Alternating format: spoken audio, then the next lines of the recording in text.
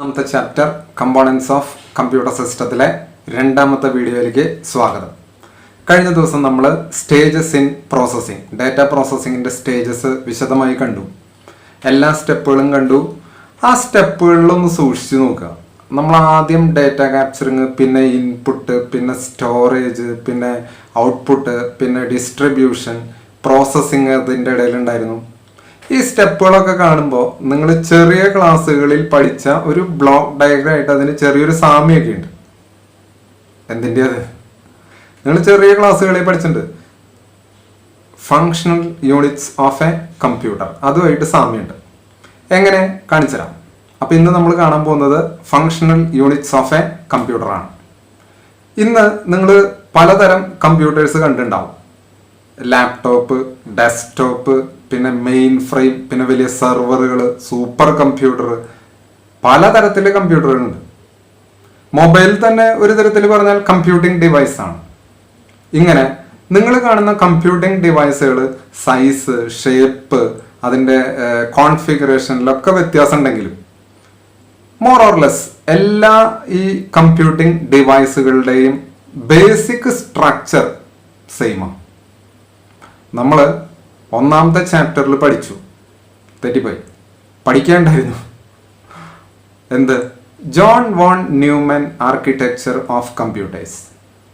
അവിടെയാണ് ആദ്യമായിട്ട് stored program concept കൊണ്ടുവന്നത് ജോൺ വോൺ ന്യൂമാൻ.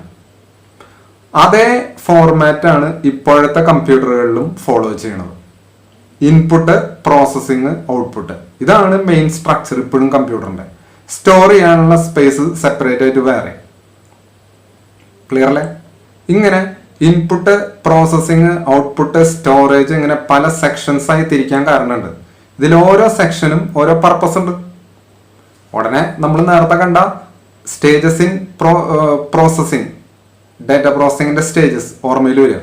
അവിടെയുണ്ട് ഇൻപുട്ട്, പ്രോസസ്സ്, ഔട്ട്പുട്ട്. അതിൽ ഓരോ സ്റ്റെപ്പും ചെയ്യാൻ പറ്റിയ രീതിയിലാണ് നമ്മുടെ കമ്പ്യൂട്ടർ. കാരണം കമ്പ്യൂട്ടർ ഒരു ഡാറ്റ പ്രോസസ്സിംഗ് മെഷീനാണ്. ഡാറ്റയെ പ്രോസസ്സ് ചെയ്തിട്ട് വേണം എന്താക്കാൻ? ഇൻഫോർമേഷൻ. അപ്പൊ കമ്പ്യൂട്ടർ യൂസ് ചെയ്യണത് ഡാറ്റ പ്രോസസ്സിങ്ങിന് വേണ്ടിയിട്ടായ കാരണം ഇതിലെ ഫങ്ഷണൽ യൂണിറ്റ്സും ഈ പറഞ്ഞ ഡാറ്റ പ്രോസസ്സിങ്ങിന്റെ സ്റ്റെപ്സിലെ ഓരോ ഫങ്ഷൻസ് ഹാൻഡിൽ ചെയ്യാനുള്ള തരത്തിലായിരിക്കും. അപ്പൊ നമ്മളിനി ജോൺ വോൺ ന്യൂമാന്റെ ഈ ആർക്കിടെക്ചർ വിശദമായി കാണലാണ്. Functional units of a computer. ഇപ്പോൾ ഈ പടം നോക്കിയാൽ നിങ്ങൾക്ക് കാണാം. ഇവിടെ functional units of a computer ആണ് ഓരോ ബ്ലോക്ക് ആയിട്ട് കാണിച്ചിട്ടുള്ളത്. ഇതിൽ ഇൻപുട്ട് യൂണിറ്റ്, അതിലേക്ക് നമ്മൾ ഡേറ്റയും ഇൻസ്ട്രക്ഷൻസും കൊടുക്കും, സെപ്പറേറ്റ് കൊടുക്കും. അതാണ് ഇൻപുട്ട് യൂണിറ്റിലേക്ക് ഡാറ്റ ഇൻസ്ട്രക്ഷൻസ് കൊടുക്കുന്നു. ഈ ഇൻപുട്ട് യൂണിറ്റ് ആണ് പ്രോസസ്സിങ്ങിന് വേണ്ടി ഈ ഡാറ്റയെ കമ്പ്യൂട്ടറിന് മനസ്സിലാവുന്ന രീതിയിലേക്ക് മാറ്റുക. അപ്പൊ ഇൻപുട്ട് യൂണിറ്റിൽ നിന്ന് കണക്ഷൻ എങ്ങടാ? ഇൻപുട്ട് യൂണിറ്റിൽ നിന്നുള്ള കണക്ഷൻ ഒരു ബ്ലോക്കിലേക്കാണ് കൊടുത്തേക്കുന്നത്. ആ ബ്ലോക്കിൽ എന്തൊക്കെയുണ്ട്? കൺട്രോൾ യൂണിറ്റ് CU, പിന്നെ ALU arithmetic and logic unit, പിന്നെ രജിസ്റ്റേഴ്സ്. ഇങ്ങനെ 3 സംഭവങ്ങൾ അതിൻ്റെ ഉള്ളിലുണ്ട്. ഇത് 3ഉം കൂടിയതാണ് നമ്മൾ സെൻട്രൽ പ്രോസസ്സിംഗ് യൂണിറ്റ് എന്ന് വിളിക്കുക. ഏതൊക്കെ? Arithmetic and logic unit, control unit, പിന്നെ രജിസ്റ്റേഴ്സ്. ഇത് 3ഉം കൂടിയ ബ്ലോക്കിലേക്കാണ് നമ്മൾ കൊടുക്കുന്ന ഇൻപുട്ട് ചെല്ലുക. ആ ആരോ മാർക്ക് നോക്കിയാൽ കാണാം. അപ്പോൾ ഈ ബ്ലോക്ക് ഡയഗ്രാം വളരെ വളരെ വളരെ വളരെ പ്രധാനപ്പെട്ടതാണ്. 5 മാർക്കിനൊക്കെ വരാറുണ്ട് കേട്ടോ. അപ്പോൾ ഇൻപുട്ട് നമ്മൾ ഇങ്ങനെ സെൻട്രൽ പ്രോസസ്സിംഗ് യൂണിറ്റിലേക്ക് കൊടുത്തു. ഈ സെൻട്രൽ പ്രോസസ്സിംഗ് യൂണിറ്റിലെ ഓരോ ബ്ലോക്കിൻ്റെയും ഫങ്ഷൻ അത് നമ്മൾ വിശദമായി പിന്നെ കാണും. സെൻട്രൽ പ്രോസസ്സിംഗ് യൂണിറ്റും ഇൻപുട്ടും കൂടാതെ പിന്നെയുള്ള 2 ബ്ലോക്കുകളാണ്. ഒന്ന് സ്റ്റോറേജ് യൂണിറ്റ്. അത് മുമ്പ് നമ്മൾ പറഞ്ഞ അതേ പർപ്പസ് തന്നെയാണ്. ഈ പ്രോസസ്സിങ്ങിന് വേണ്ട ഡാറ്റ, പിന്നെ ഇൻപുട്ടായിട്ട് കിട്ടിയ ഡാറ്റ, ഇതൊക്കെ സ്റ്റോർ ചെയ്യാൻ വേണ്ടിയിട്ടാണ്. അപ്പൊ ഇൻപുട്ടിൽ നിന്ന് നേരിട്ടല്ല സ്റ്റോറേജ് യൂണിറ്റിലേക്ക് പോണത്, CPU വഴിയാണ് സ്റ്റോറേജ് യൂണിറ്റിലേക്ക് പോണത് എന്ന് മനസ്സിലാക്കുക. അതേപോലെ പ്രോസസ്സിങ്ങിന് വേണ്ട ഡാറ്റ സ്റ്റോറേജ് യൂണിറ്റിൽ നിന്ന് റിട്രൈവ് ചെയ്യാം, തിരിച്ചെടുക്കാം. അതുകൊണ്ടാണ് സ്റ്റോറേജ് യൂണിറ്റും CPUവും തമ്മിൽ 2 ഫ്ലോ ലൈൻസ് വെച്ച് കണക്ട് ചെയ്തേക്കണം, അങ്ങോട്ടും ഇങ്ങോട്ടും. CPU-ൽ നിന്ന് അപ്പൊ നമുക്ക് കിട്ടിയ നേരത്തെ കണ്ട ഡാറ്റയും ഇൻസ്ട്രക്ഷൻസും ഇൻപുട്ട് യൂണിറ്റ് വഴി CPU-ലെത്തി സെൻട്രൽ പ്രോസസ്സിംഗ് യൂണിറ്റിലിട്ട് പ്രോസസ്സിംഗ് കഴിഞ്ഞാൽ പിന്നെ ഔട്ട്പുട്ട് കിട്ടും. ആ ഔട്ട്പുട്ടിന് വേണ്ടിയിട്ടുള്ളതാണ് അടുത്ത ബ്ലോക്ക്, ഔട്ട്പുട്ട് യൂണിറ്റ്. ഔട്ട്പുട്ട് യൂണിറ്റിൽ നിന്ന് നമുക്ക് പ്രോസസ്ഡ് ഡാറ്റ, അതായത് ഇൻഫോർമേഷൻ പുറത്തേക്ക് കിട്ടും. ആ റിസൾട്ട്സ് ആണ് നമ്മുടെ ബെനിഫിഷ്യറീസിന് കൈമാറുക. അതായത് ഈ റിസൾട്ട് കിട്ടിയിട്ട് ഉപയോഗിക്കേണ്ടത് ആരാണോ അവർക്ക് കൊടുക്കും. അപ്പോൾ ഈ ബ്ലോക്ക് ഡയഗ്രാം വളരെ പ്രധാനപ്പെട്ടത് ഓർത്ത് വയ്ക്കുക. ഇതിൽ കമ്പ്യൂട്ടർ സിസ്റ്റത്തിന്റെ ഭാഗമായിട്ടുള്ളതല്ല ആദ്യത്തെ അവസാനത്തെ. അതായത് ഡാറ്റ ഇൻസ്ട്രക്ഷൻ അത് കമ്പ്യൂട്ടറിൽ കൊടുക്കും, റിസൾട്ട് അത് കമ്പ്യൂട്ടർ സിസ്റ്റത്തിൽ നിന്ന് പുറത്തേക്ക് പോകും. ബ്ലോക്ക് ഡയഗ്രാം മുമ്പ് കണ്ടിട്ടുള്ള തന്നെയാണ്, ചെറിയൊരു വ്യത്യാസം വരുത്തിയിട്ടുണ്ടെന്ന് മാത്രം. അപ്പോൾ ഓർത്ത് വയ്ക്കുക കേട്ടോ. ഇനി ഇതിലെ ഓരോ യൂണിറ്റും വിശദമായി നമ്മളിപ്പോൾ കാണും. അതിലാദ്യത്തെ ഏതാ? Input unit. അപ്പോൾ ഇൻപുട്ട് യൂണിറ്റിന്റെ ഫംഗ്ഷൻ എന്തെന്ന് നിങ്ങൾക്കറിയാം. എന്തിനാ? കമ്പ്യൂട്ടറിലേക്ക് പ്രോസസ്സിങ്ങിന് വേണ്ട ഡേറ്റയും ഇൻസ്ട്രക്ഷൻസും ഔട്ട്സൈഡ് വേൾഡിൽ നിന്ന് കമ്പ്യൂട്ടറിന് മനസ്സിലാവുന്ന ഭാഷയിൽ കൺവെർട്ട് ചെയ്തിട്ട് അയക്കലാണ് ഇൻപുട്ട് യൂണിറ്റിന്റെ പണി. ഈ ഡേറ്റയും ഇൻസ്ട്രക്ഷൻസും, പ്രോസസ്സിങ്ങിന് വേണ്ടി കൊടുക്കുന്ന ഡേറ്റയും ഇൻസ്ട്രക്ഷൻസും അത് പല ഫോർമാറ്റിൽ വരാം. ചിലപ്പോൾ അത് ക്യാരക്ടേഴ്സ് ആയിരിക്കും, ടെക്സ്റ്റ് ഡാറ്റ ആയിരിക്കും, അല്ലെങ്കിൽ ചിലപ്പോൾ ഓഡിയോ ആവും, അല്ലെങ്കിൽ ഇമേജുകളാവും, അല്ലെങ്കിൽ വീഡിയോ ഫയൽസ് ആവും. ഇങ്ങനെ പല രീതിയിലുള്ള ഇൻപുട്സ് വരാൻ സാധ്യതയുണ്ട് പ്രോസസ്സിങ്ങിന് വേണ്ടിയിട്ട്. അപ്പം അതിനനുസരിച്ച് ഇൻപുട്ട് യൂണിറ്റിൽ യൂസ് ചെയ്യുന്ന ഡിവൈസുകളും പലതുണ്ടാവും. കീബോർഡ് ഉണ്ടാവും, മൗസ് ഉണ്ടാവും, മൈക്രോഫോൺ ഉണ്ടാവും, ഡിജിറ്റൽ ക്യാമറ ഉണ്ടാവും, സ്കാനേഴ്സ് ഉണ്ടാവും. ഇങ്ങനെ പല രീതിയിൽ നമുക്ക് ഇൻപുട്ട് ഡിവൈസസ് ഉണ്ട്. നേരത്തെ പറഞ്ഞ പല ഫോർമാറ്റിലുള്ള ഇൻപുട്സിന് വേണ്ടിയിട്ടാണ്. വീഡിയോ, ഓഡിയോ, ടെക്സ്റ്റ്, ഇമേജ് ഇങ്ങനെയുള്ള പലതരത്തിന് വേണ്ടിയിട്ട് പലതരം ഇൻപുട്ട് ഡിവൈസസ് ഉണ്ടാവും. ഏത് ഇൻപുട്ട് ഡിവൈസ് ആയിക്കോട്ടെ, അതിൻ്റെ ഉദ്ദേശം ഇതാണ്. എന്ത്? മനുഷ്യന് മനസ്സിലാവുന്ന ഭാഷയിൽ നിന്ന് കമ്പ്യൂട്ടറിന് മനസ്സിലാവുന്ന ഭാഷയിലേക്ക് കൺവെർട്ട് ചെയ്ത് പ്രോസസ്സറിലേക്ക് എത്തിക്കുക, CPU-യിലേക്ക് എത്തിക്കുക, സെൻട്രൽ പ്രോസസ്സിംഗ് യൂണിറ്റിലേക്ക് എത്തിക്കുക. അതാണ് ഇൻപുട്ട് യൂണിറ്റിന്റെ പണി. ക്ലിയർ അല്ലേ? ചുരുക്കം പറഞ്ഞാൽ ഇൻപുട്ട് യൂണിറ്റിന്റെ ഫംഗ്ഷൻ മൂന്നാക്കി നമുക്ക് ചുരുക്കാം. ഒന്ന്, ഡേറ്റയും ഇൻസ്ട്രക്ഷൻസും അക്സെപ്റ്റ് ചെയ്യുക, ഔട്ട്സൈഡ് വേൾഡിൽ നിന്ന് അക്സെപ്റ്റ് ചെയ്യുക. രണ്ട്, ഈ അക്സെപ്റ്റ് ചെയ്ത ഡേറ്റയും ഇൻസ്ട്രക്ഷൻസും കമ്പ്യൂട്ടറിന് മനസ്സിലാവുന്ന ഭാഷയിലേക്ക് കൺവേർട്ട് ചെയ്യുക. മൂന്ന്, കമ്പ്യൂട്ടറിലേക്ക് എത്തിയ ഇൻസ്ട്രക്ഷൻസിനെ സെൻട്രൽ പ്രോസസ്സിംഗ് യൂണിറ്റിലേക്ക് പ്രോസസ്സിങ്ങിന് വേണ്ടി എത്തിക്കുക. ഇത്രയും പണികളാണ് നമ്മുടെ ഇൻപുട്ട് യൂണിറ്റിനുള്ളത്. ക്ലിയർ അല്ലേ? അപ്പോൾ ഇൻപുട്ട് യൂണിറ്റിന്റെ ഫങ്ഷൻസ് മനസ്സിലാക്കി വയ്ക്കുക. അടുത്തതാണ് സെൻട്രൽ പ്രോസസ്സിംഗ് യൂണിറ്റ്. എന്താ നോക്കാം. നിങ്ങൾ മുമ്പേ പഠിച്ചിട്ടുണ്ട്, കുട്ടി ക്ലാസ്സുകൾ തൊട്ട് തന്നെ പഠിച്ചു തുടങ്ങിയിട്ടുണ്ട്. CPU is the brain of the computer എന്ന് പറഞ്ഞ് പഠിക്കും. ഇപ്പോൾ നമ്മുടെ കമ്പ്യൂട്ടറിൽ CPU ചെയ്യുന്ന ഫങ്ഷൻസ് നമ്മുടെ ശരീരത്തിൽ നമ്മുടെ ബ്രെയിൻ ചെയ്യുന്ന ഫങ്ഷൻസിന് തുല്യമാണ്. ബ്രെയിനാണ് കൺട്രോൾ യൂണിറ്റ്. നമ്മുടെ കണ്ണ്, കൈ, മൂക്ക്, കാല്, കംപ്ലീറ്റ് ഓർഗൻസിനെയും കൺട്രോൾ ചെയ്യുന്നത് നമ്മുടെ ബ്രെയിനാണ്. ഹ്യൂമൻ ബോഡിയിൽ ബ്രെയിൻ അടിച്ചു പോയാൽ ഇതിൻ്റെ കൺട്രോളൊക്കെ പോവും. കോമേലായി എന്ന് പറയും, കേട്ടിട്ടുണ്ടാവുമല്ലോ അല്ലേ? അപ്പോൾ കൺട്രോൾ യൂണിറ്റ് അത് നമ്മുടെ CPU-ന്റെ ഭാഗമാണ്. ഈ CPU-ന്റെ ഭാഗമായിട്ടുള്ള കൺട്രോൾ യൂണിറ്റ് ആണ് ഈ കമ്പ്യൂട്ടർ സിസ്റ്റത്തിലേക്ക് കണക്ട് ചെയ്തിട്ടുള്ള കംപ്ലീറ്റ് ഇൻപുട്ട് ഔട്ട്പുട്ട് ഡിവൈസുകളെയും സ്റ്റോറേജ് യൂണിറ്റിനെയും ഇതിലെ എല്ലാ പാർട്ടുകളെയും കൺട്രോൾ ചെയ്ത് കോർഡിനേറ്റ് ചെയ്ത് കൊണ്ടുനടക്കുന്ന പണി കൺട്രോൾ യൂണിറ്റിൻ്റെയാണ്. CPU-ന് മെയിനായിട്ട് 3 കമ്പോണൻസ് ആണ്. അതിലൊരെണ്ണമാണ് നമ്മൾ ഈ പറഞ്ഞ കൺട്രോൾ യൂണിറ്റ്. പിന്നത്തെ 2 കമ്പോണൻസ് ആണ് ALU, arithmetic and logic unit, പിന്നെ രജിസ്റ്റേഴ്സ്. ഇതിൽ ALU എന്തെന്നും നിങ്ങൾ മുമ്പ് കേട്ടിട്ടുണ്ട്. കൺട്രോൾ യൂണിറ്റ് പോലെ തന്നെ നിങ്ങൾ ചെറിയ ക്ലാസ്സുകളിൽ കേട്ടിട്ടുണ്ട് ALU എന്തെന്നുള്ളത്. അത് തന്നെയാണ് അതിന്റെ പണി. എന്ത്? അരിത്തമെറ്റിക് ഓപ്പറേഷൻസ്, ലോജിക്കൽ റീസണിങ്, അതായത് less than, greater than, comparisons, പിന്നെ കമ്പൈനിങ്, അങ്ങനെ ആൻഡ്, ഓർ, നോട്ട്, ഇങ്ങനെയുള്ള ഓപ്പറേഷൻസ്. എന്താ വിശദമായി പഠിക്കും, പേടിക്കണ്ട. അടുത്തടുത്ത ചാപ്റ്ററുകൾ എത്തുമ്പോൾ നമ്മൾ ഈ കമ്പാരിസൺസും ലോജിക്കൽ ഓപ്പറേഷൻസും ഒക്കെ വിശദമായി പഠിക്കും.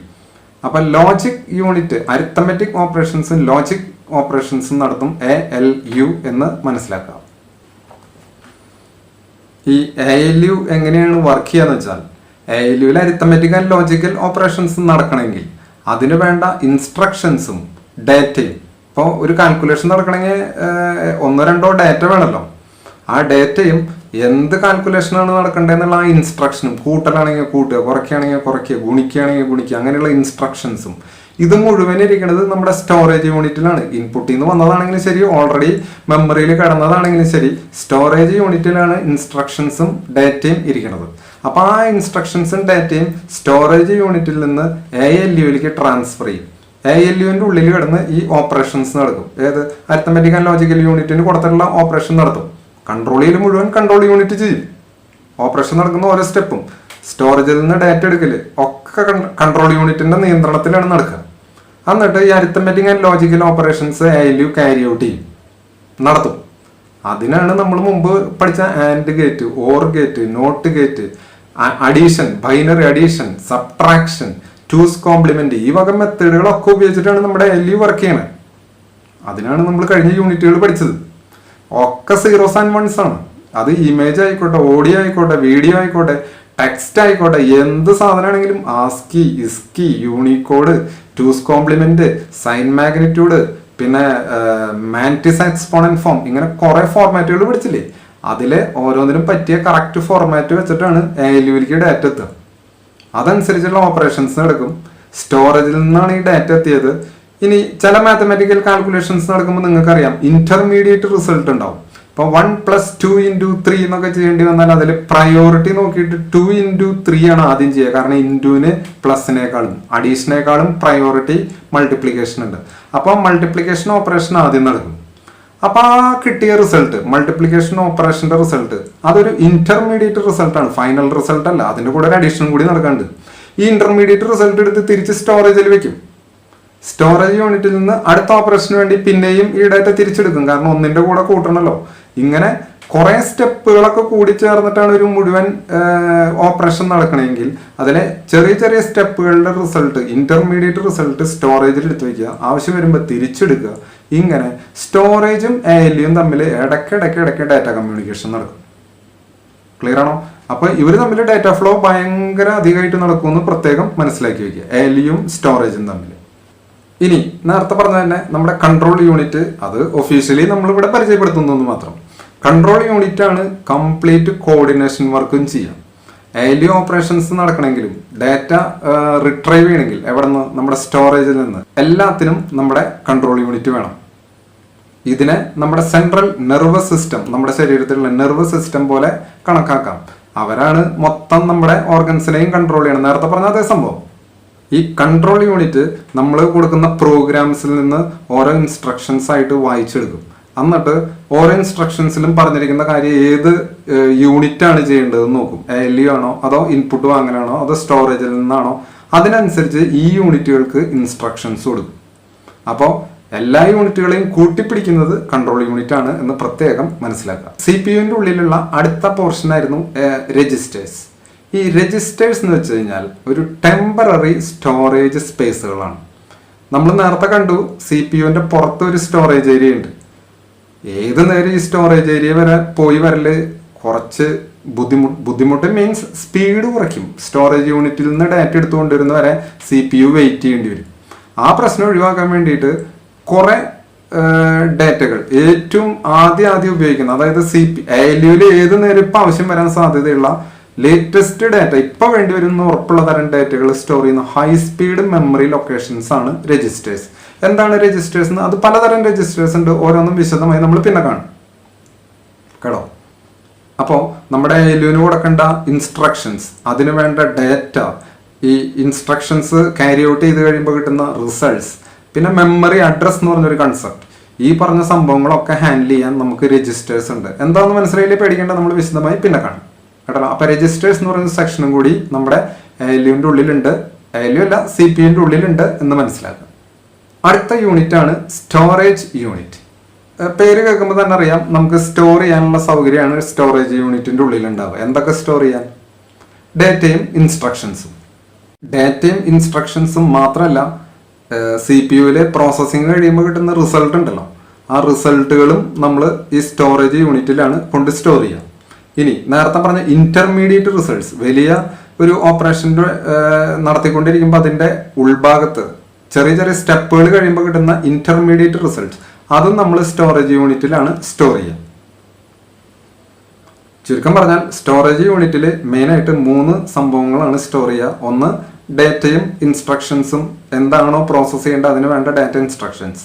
2, ഈ പ്രോസസ്സിംഗ് നടക്കുമ്പോഴുള്ള ഇന്റർമീഡിയറ്റ് റിസൾട്ട്സ്. 3, final result. ഇതൊക്കെ ഔട്ട്പുട്ടിലേക്ക് പോകുന്നതിനേക്കാളും മുമ്പ് സ്റ്റോറേജിൽ സ്റ്റോർ ചെയ്യും. ക്ലിയർ അല്ലേ? ഈ സ്റ്റോറേജ് യൂണിറ്റ് അത് തന്നെ ഫർദർ 2ആക്കി ഡിവൈഡ് ചെയ്തിട്ടുണ്ട് കേട്ടോ. ഒന്ന് പ്രൈമറി സ്റ്റോറേജും പിന്നൊന്ന് സെക്കൻഡറി സ്റ്റോറേജ്. അതോരോന്ന് എന്തെന്ന് കാണാം. ഈ പ്രൈമറി മെമ്മറി, അതിനെ നമ്മൾ മെയിൻ മെമ്മറി എന്നും വിളിക്കാറുണ്ട്. ഈ മെയിൻ മെമ്മറി തന്നെ പിന്നെയും രണ്ടാക്കി ഡിവൈഡ് ചെയ്തിട്ടുണ്ട്. ഒന്ന് റാം, റാൻഡം ആക്സസ് മെമ്മറി. രണ്ട് റോം, റീഡ് ഓൺലി മെമ്മറി. അപ്പൊ പ്രൈമറി മെമ്മറി ഇല്ലാതെ ഒരു കമ്പ്യൂട്ടർ വർക്ക് ചെയ്യില്ല എന്ന് ആദ്യം തന്നെ മനസ്സിലാക്കുക. ഇതിലെ റാം, അത് നിങ്ങൾ കേട്ടിട്ടുണ്ടാവും. മിക്കവാറും നിങ്ങൾക്ക് കേട്ടുപരിചയമുള്ള മെയിൻ മെമ്മറി തന്നെ റാം ആയിരിക്കും. റോം അധികം കേട്ടിട്ടും കൂടി ഉണ്ടാവില്ല.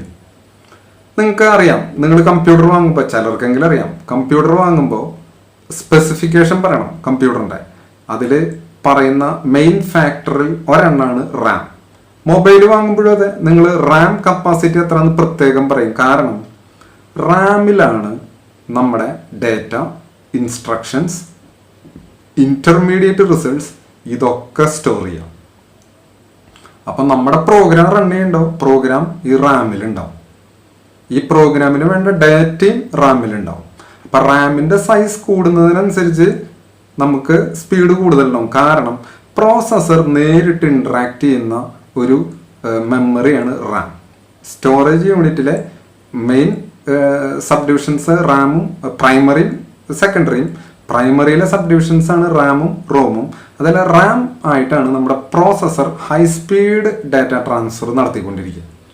റാം വളരെ എക്സ്പെൻസീവ് ആണ്. അത് കാരണം റാം മെമ്മറി കുറച്ചേ ഉണ്ടാവുള്ളൂ.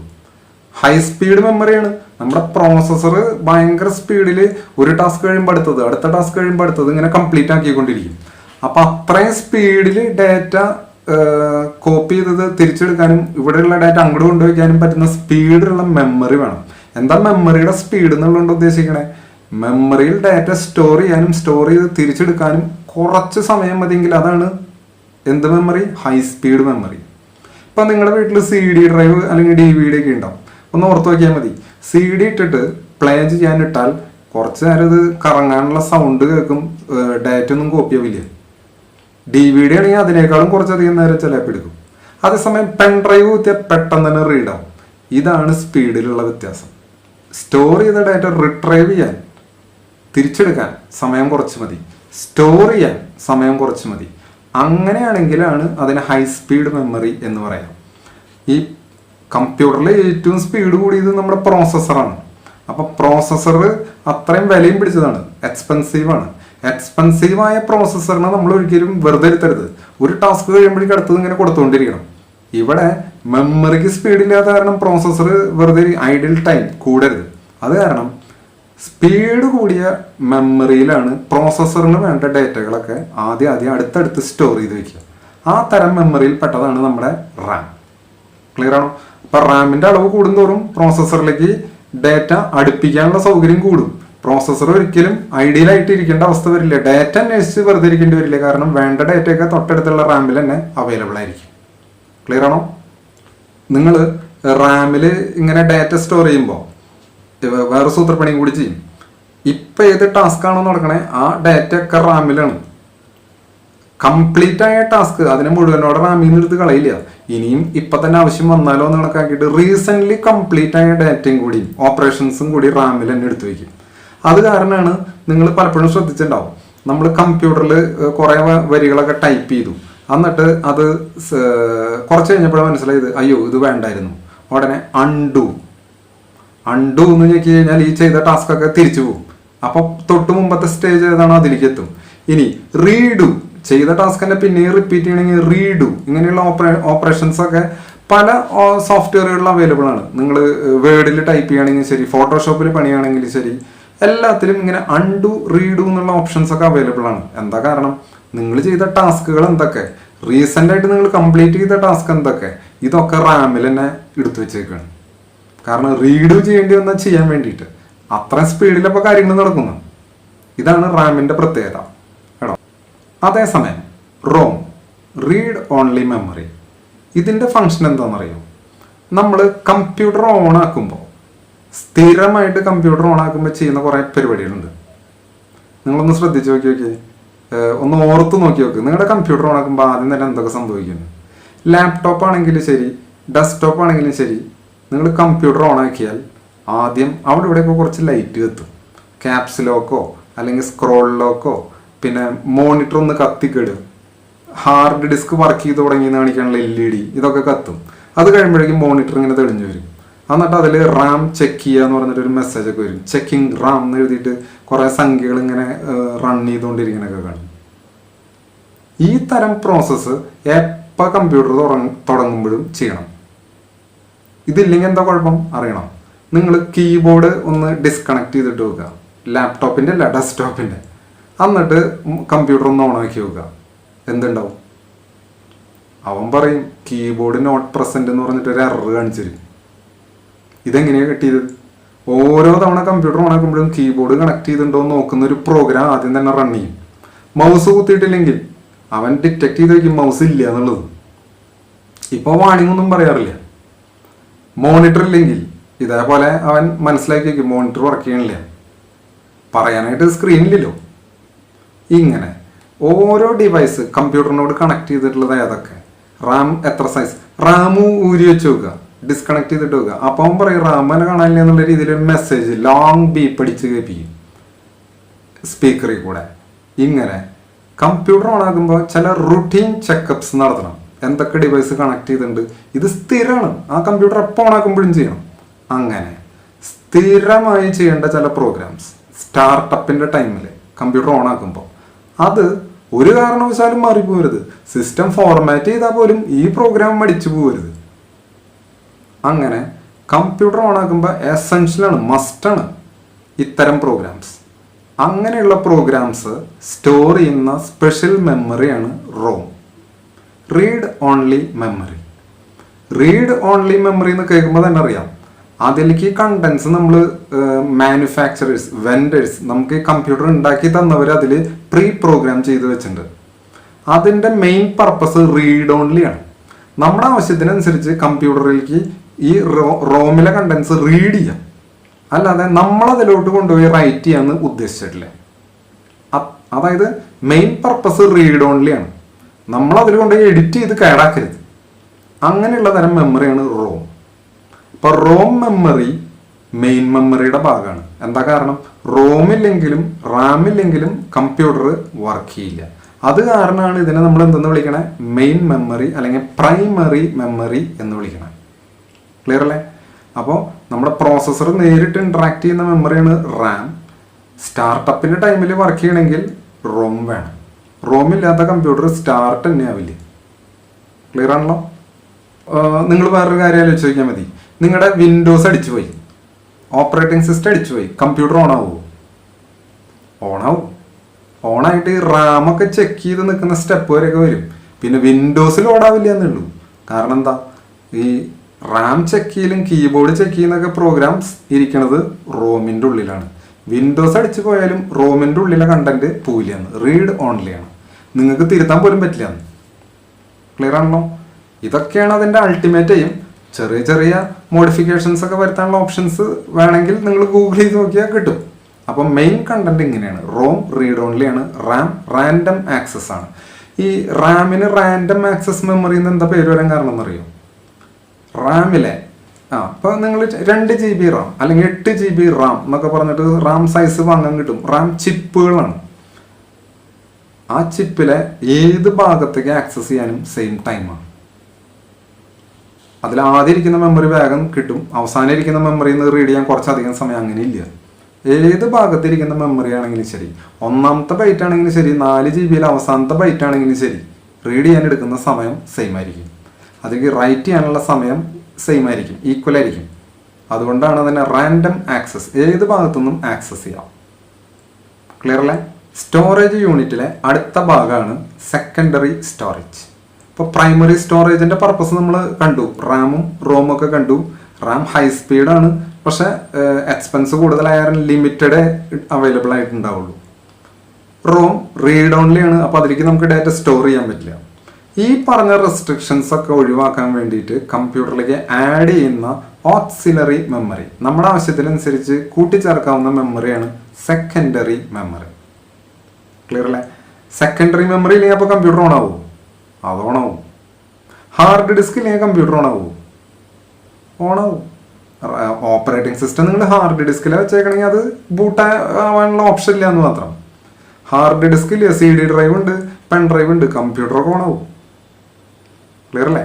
അപ്പോൾ ഹാർഡ് ഡിസ്ക്, കാരണം ഹാർഡ് ഡിസ്ക് ഒരു സെക്കൻഡറി മെമ്മറിയാണ് കേട്ടോ. ഇത് പ്രൈമറി മെമ്മറിയുടെ ലിമിറ്റേഷൻസ് ഓവർകം ചെയ്യാൻ വേണ്ടി കൊണ്ടുവന്നിട്ടുള്ളതാണ് secondary memory. Huge storage capacity ഉണ്ട് സെക്കൻഡറി മെമ്മറിക്ക്.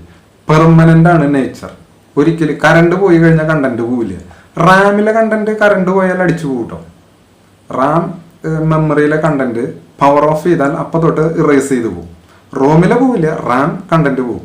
അതുകൊണ്ടാണ് നിങ്ങൾ ഇടയ്ക്കിടയ്ക്ക് എന്ത് ചെയ്യുക, നിങ്ങളുടെ വർക്ക് സേവ് ചെയ്യും. സേവ് ചെയ്യുക എന്ന് പറയുമ്പോൾ അപ്പം എന്താ സംഭവിക്കണേ, റാമിലെ കണ്ടന്റിനെ സെക്കൻഡറി സ്റ്റോറേജിലേക്ക് മാറ്റും, പെർമനന്റ് മെമ്മറിയിലേക്ക് മാറ്റും. അതാണ് നിങ്ങൾ സേവ് ചെയ്യുക. രക്ഷപ്പെടുത്തിയെടുത്തു. ഡാറ്റ ഇറേസായി പോകുന്നതിനേക്കാളും മുമ്പ് സേവ് ചെയ്തു, രക്ഷിച്ചു. അതാണ് സേവ് എന്നുള്ളതുകൊണ്ട് മീൻ ചെയ്യണം കേട്ടോ. അപ്പോൾ സെക്കൻഡറി മെമ്മറി, ഓക്സിലറി മെമ്മറി ഭയങ്കര കപ്പാസിറ്റിയാണ്. റാമിൻ്റെ അത്ര സ്പീഡൊന്നും ഉണ്ടാവില്ല. കമ്പാരിറ്റീവ്ലി ലെസ് എക്സ്പെൻസീവും ആണ് സെക്കൻഡറി മെമ്മറി. നമ്മുടെ ഹാർഡ് ഡിസ്ക്, CD, DVD, പെൻഡ്രൈവുകൾ, ഇതിനൊക്കെ നമുക്ക് വേണമെങ്കിൽ സെക്കൻഡറി മെമ്മറി എന്ന ഗണത്തിൽ പെടുത്താം, ഓക്സിലറി മെമ്മറി എന്ന ഗണത്തിൽ പെടുത്താം. അപ്പോൾ നമുക്ക് ഫ്യൂച്ചറിൽ ആവശ്യം വരാൻ സാധ്യതയുള്ള ഡാറ്റയും പ്രോഗ്രാംസും ഒക്കെ നമ്മൾ സെക്കൻഡറി മെമ്മറിയിലാണ് സ്റ്റോർ ചെയ്യുക. ഇപ്പം നിങ്ങൾ വിൻഡോസ് സ്റ്റോർ ചെയ്യുമ്പോൾ മിക്കവാറും വല്ല C ഡ്രൈവിലായിരിക്കും. അതൊരു സെക്കൻഡറി മെമ്മറിയാണ്. ഓരോ തവണ ബൂട്ട് ചെയ്യുമ്പോഴും ഹാർഡ് ഡിസ്കിൽ നിന്ന് C ഡ്രൈവിലേക്ക് പോയിട്ട് അവിടുത്തെ കണ്ടന്റാണ് എക്സിക്യൂട്ട് ചെയ്യണത്, റൺ ചെയ്യണത് പ്രോസസ്സറിൽ. അപ്പോൾ സെക്കൻഡറി മെമ്മറിയിലെ കണ്ടന്റ് നേരിട്ട് റൺ ചെയ്യില്ല, അതിനെ പ്രൈമറി മെമ്മറിയിലേക്ക് ഇടും, റാമിലേക്ക് ഇടും, എന്നിട്ടാണ് പ്രോസസ് ചെയ്യുക കേട്ടോ. അത് വിശദമായി നമുക്ക് പിന്നെ കാണാം. അപ്പോൾ സെക്കൻഡറി സ്റ്റോറേജ് എന്നുള്ള കൺസെപ്റ്റും കൂടി മനസ്സിലാക്കുക. പ്രൈമറിയും സെക്കൻഡറിയും കൂടി കൂടിയതാണ് നമ്മുടെ സ്റ്റോറേജ് യൂണിറ്റ്. അടുത്തതാണ് ഔട്ട്പുട്ട് യൂണിറ്റ്. ഔട്ട്പുട്ട് യൂണിറ്റ് നിങ്ങൾക്ക് കേൾക്കുമ്പോൾ തന്നെ അറിയാം, നമ്മൾ ഡാറ്റ ഇൻപുട്ടായി വാങ്ങി പ്രോസസ്സറിൽ കൂടെ പ്രോസസ്സ് ചെയ്തു. ഫൈനൽ ഔട്ട്പുട്ട്, അതായത് ഇൻഫോർമേഷൻ, പ്രോസസ്സ് ചെയ്ത ഡാറ്റ, അത് ഔട്ട്സൈഡ് വേൾഡ് ആർക്കൊക്കെയാണോ വേണ്ടത് അവർക്ക് എത്തിക്കുന്നത് ഔട്ട്പുട്ട് യൂണിറ്റിൽ കൂടെയാണ്. സാധാരണ നിങ്ങൾ കാണുന്ന ഔട്ട്പുട്ട് യൂണിറ്റ് 2 ഡിവൈസുകളിൽ കൂടെയാണ്. ഏതൊക്കെയാ? മോണിറ്ററും പിന്നെ പ്രിൻ്ററും. സ്പീക്കർ വേറൊരു ഔട്ട്പുട്ട് ഡിവൈസാണ് കേട്ടല്ലോ. അപ്പോൾ കമ്പ്യൂട്ടറിന് മനസ്സിലാവുന്ന ബൈനറിയിൽ നിന്ന് മനുഷ്യന് മനസ്സിലാവുന്ന മീഡിയത്തിലേക്ക് മാറ്റലാണ് ഔട്ട്പുട്ട് യൂണിറ്റിൻ്റെ ഫങ്ഷൻ. അത് മോണിറ്ററിൽ ഡിസ്പ്ലേ ചെയ്തിട്ടാവാം, പേപ്പറിൽ പ്രിന്റ് ചെയ്തിട്ടാവാം, സ്പീക്കറിൽ കൂടെ വോയിസ് രൂപത്തിലും ആവാം. അപ്പോൾ ഔട്ട്പുട്ട് യൂണിറ്റിൻ്റെ ഫങ്ഷൻസ് നമുക്ക് 3 ആക്കാം. എങ്ങനെയാണ്? ഒന്ന്, CPU നിന്ന് പ്രോസസ്സ് ചെയ്ത റിസൾട്ട് റിസീവ് ചെയ്യുക. 2, അതിനെ മനുഷ്യന് കേട്ടാൽ മനസ്സിലാവുന്ന ഭാഷയിലേക്ക് മാറ്റുക. 3, അത് ഔട്ട്സൈഡ് വേൾഡിലേക്ക് ഇൻഫർമേഷൻ സപ്ലൈ ചെയ്യുക. ഇതാണ് നമ്മുടെ ഔട്ട്പുട്ട് യൂണിറ്റിൻ്റെ ഫങ്ഷൻസ്. ഇപ്പോൾ നമ്മൾ ജോൺ വോൺ ന്യൂമാൻ്റെ ആർക്കിടെക്ചർ അനുസരിച്ചുള്ള കമ്പ്യൂട്ടർ സിസ്റ്റവും അതിൻ്റെ ഫങ്ഷണൽ യൂണിറ്റ്സും കണ്ടു. ഇനി ഈ ഫങ്ഷണൽ യൂണിറ്റ്സിൽ ഇപ്പം നമ്മൾ പറഞ്ഞപ്പോൾ റാം ഉണ്ട്, റോം ഉണ്ട്, കീബോർഡ്, മൗസ്, പിന്നെ മോണിറ്റർ ഉണ്ട്, ഇങ്ങനെ കുറേ സംഭവങ്ങൾ പറഞ്ഞല്ലോ. ഇത് ഒക്കെ ഹാർഡ്വെയർ എന്ന സെറ്റിൽ വിടും. അപ്പോൾ ഈ ഹാർഡ്വെയർ എക്യുപ്മെൻറ്റ്സ് ഏതൊക്കെയെന്ന് കാണലാണ് അടുത്ത സെക്ഷൻ. അത് അടുത്ത വീഡിയോയിൽ കാണാം. ബൈ.